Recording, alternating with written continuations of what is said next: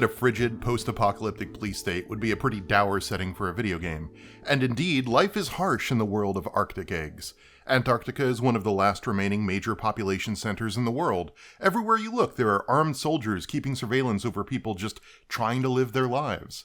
Luxuries are rare, chicken meat has been recently outlawed, and escape is forbidden by the Saint of Six Stomachs, the mysterious dictator who sits alone in his concrete silo. Just because escaping is against the rules, however, doesn't mean you didn't try.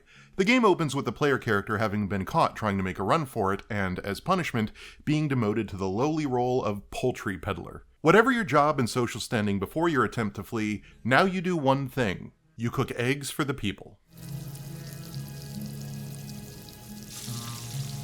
The core gameplay of Arctic Eggs is simple. When you find a hungry person, they'll give you various items to fry up on your frying pan. Your job is to cook the ingredients to completion by shuffling them around to absorb heat until they're fully cooked, flipping them if necessary through a flick of the pan. But if any items are to fall out, you need to start all over. It's a surprisingly simple set of mechanics, simple enough that they've been featured as a Mario Party minigame.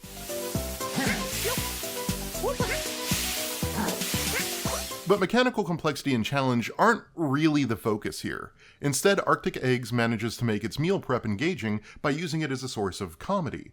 It starts as soon as you reach your second hungry person, who asks you to throw a cigarette into the pan, because they like the flavor. And with the new object comes a new conceit, a time limit. You need to fry the egg on both sides before the cigarette burns out, lest you begin again. And so it goes with each new item adding its own challenge. Bacon's shape makes it more difficult to flip than the mostly circular egg. Meat cubes need to be cooked on 6 sides. Sardine cans must be heated until they pop open and then flipped so that the sardines themselves can fall out and be cooked. Beer bottles inevitably spill and the sloshing liquid must be contained. You never know what objects, or combination of objects, you'll be asked to fry up next, or how they'll change the dynamics of the game. And the wacky meals provide both a fun source of gross-out humor and enough mechanical variety to see the game across its approximate 2-hour runtime. And the absurdist humor that the mechanics bring is key, as Arctic Eggs sets out to find a sort of coziness in its bleak world.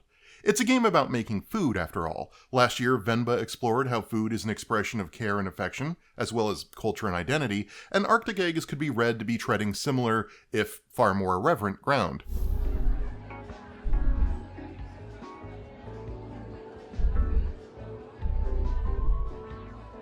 Despite their dire circumstances, the people you cook for manage to find happiness in the gnarly food you prepare for them. In a bitterly cold world, you're a provider of warmth and good humor and nourishment. As you wander from area to area, you know how many people are hungry, but not which people are hungry. As a result, you find yourself talking to pretty much everyone on the map in your quest to feed those in need. These conversations are delightfully unhinged shitposts that serve as insights into the game's world.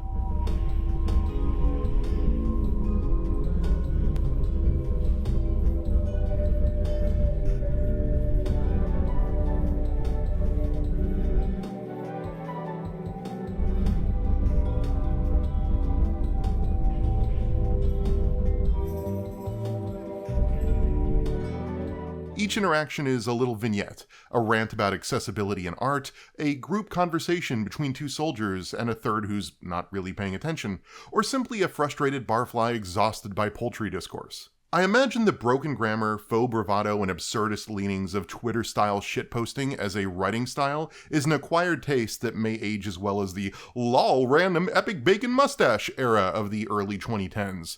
But at the moment, I find it captures a lot of anxiety of the times we live in, a mix of high-minded idealism cast against an inescapable sense of futility that leads to posting about real-world existential cataclysms one minute and accusing McDonald's mascot Grimace of murder via purple milkshakes the next.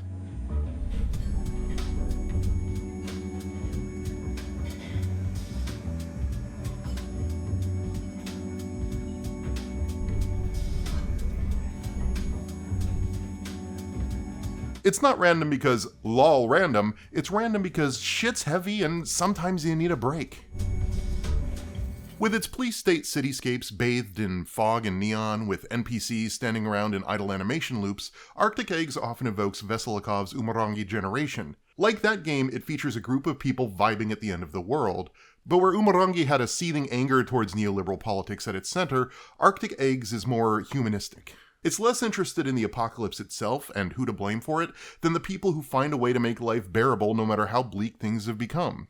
Despite the brutalist techno-dystopia they find themselves in, people in Arctic Eggs still visit nightclubs and bars with friends. They take solace in the smell of the sea near the shore, the warmth of booze in their belly, or the delicious, if ridiculous, meal you just prepared for them. The game's soundtrack does a lot to help sell this smiling through the pain tone, undercutting the grungy lo-fi visuals of its grimy urban center with synthy upbeat jazz tunes.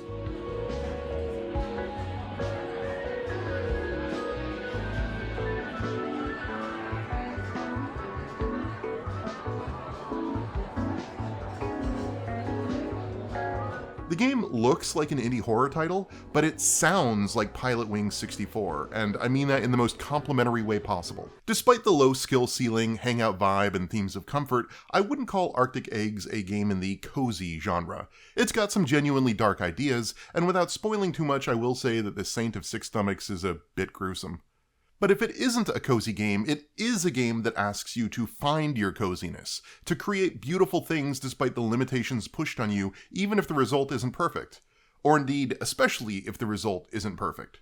A question the denizens of Arctic Eggs keep posing is, can you fry an egg on the top of Mount Everest? It's framed in a lot of different ways, from a pedantic debate about temperature differentials, to a question of what it means to make art, to a philosophical exercise about futility. But ultimately, I think what the game is asking is if it's possible to create and cherish beauty even when the world tells you it's impossible, to find small solaces and minor joys even in the worst conditions. It's a game about being in a shitty place, but holding fast to whatever nourishment and hope and emotional outlet you manage to find. Can you actually fry eggs on Mount Everest? Who knows? To Arctic Eggs, the important thing is that you try.